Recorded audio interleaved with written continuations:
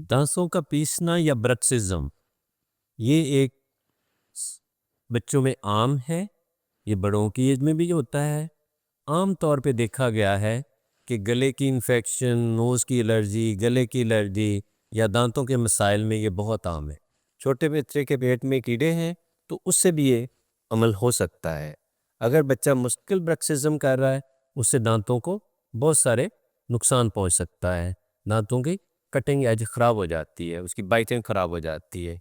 तो अगर ये चीज़ परसिस्ट कर रही है तो फौरी तौर पर नाक की एलर्जी, गले की एलर्जी, दांतों के मसाइल, इनको फौरी तौर पे हल किया जाए। बच्चे को डीवर्म किया जाए, सिंपल डाइट दी जाए, बच्चे को कॉन्स्टिपेशन ना होने दी जाए। अगर फिर भी नहीं ठीक हो रहा तो फिर बेहतर होगा कि बच्चे को अपने मालिक को चेक करें। ये छोटा सा मसला है जिसको आम तौर पे रूट काज ख़त्म करके कंट्रोल किया जा सकता है।